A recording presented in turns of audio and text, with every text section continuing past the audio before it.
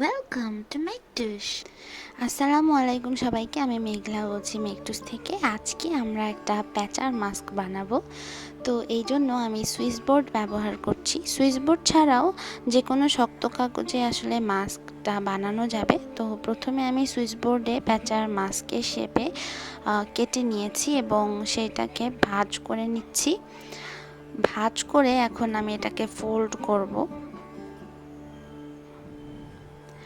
মাঝ বরাবর এইভাবে ফোল্ড করে এইখানে দুই পাশ একসাথ করে গ্লু গানের সাহায্যে গ্লু লাগিয়ে দিচ্ছি।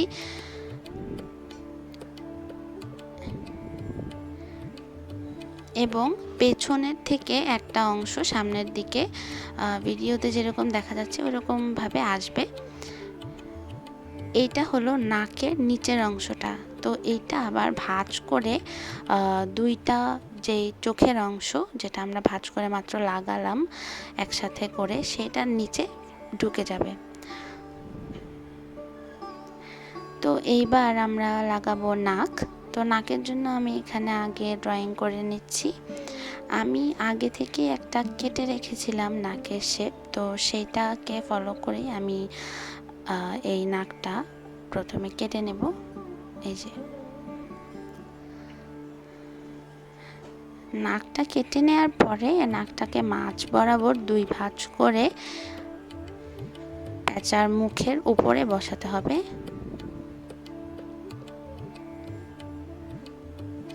বসিয়ে দিলাম। এইবার পালা চোখের।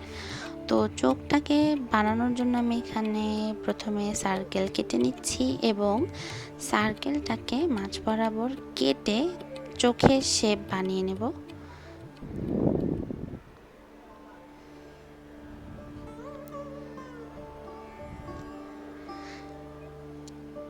দুইটা চোখ বানানো হয়ে গেলে এখন আমরা প্যাঁচার মুখের দুই পাশে চোখ দুইটাকে বসিয়ে দেব। এই মাস্কটা খুব বেশি দেখা যায় পহেলা বৈশাখের সময়।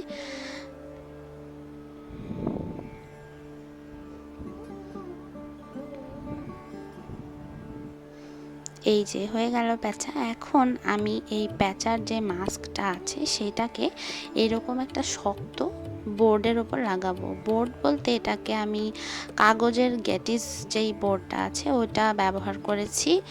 এছাড়াও শক্ত যে কোনো কার্টুনের যেই কাগজ থাকে সেই কাগজটা কেটেও আমরা ব্যবহার করতে পারি।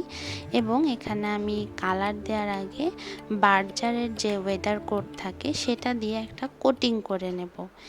এই কোটিংটা করে নিলে যেটা হয় যে কালারটা খুব সুন্দরভাবে এটার উপর বসবে এবং এটা খুব সহজেই নষ্ট হয়ে যাবে না। তো আমি এখানে প্লাস্টিক পেইন্ট ব্যবহার করছি কালার করার জন্য। এই যে এখানে আমি পাওয়ার কালার নিয়ে সেটার সাথে সাদা দিয়ে কিছু কালার আগে থেকেই বানিয়ে রেখেছিলাম, সেইটা দিয়েই আমি এখানে কালারগুলো করব। আর যে কোনো মাস্ক বা পেইন্টিংয়ে আসলে কালারটা তো নিজের ইচ্ছা মতো, এখানে আমি আমার ইচ্ছা মতোই কালার দিচ্ছি। তো যে যার যার ইচ্ছা মতো সুন্দর করে এটা ডিজাইন করে প্যাঁচাটা আঁকতে পারেন। আমি এখানে ব্লু আর গ্রিনের একটা কম্বিনেশন ডিজাইন দিয়েছি।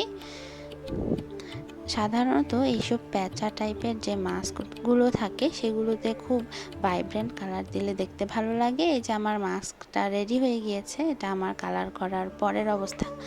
এবং আমি এটা কালার করার পরে ল্যাকার স্প্রে দিয়ে, যেটা ট্রান্সপারেন্ট স্প্রে থাকে সেটা দিয়ে স্প্রে করে নিয়েছি, যার কারণে জিনিসটা অনেক চকচকে হয়েছে দেখতে এবং এটা অনেক দিন পর্যন্ত ভালো থাকবে, সহজে পানি লাগলে নষ্ট হবে না। তো এটা ছিল আজকের ভিডিও। সবাই ভালো থাকবেন। Thanks for watching.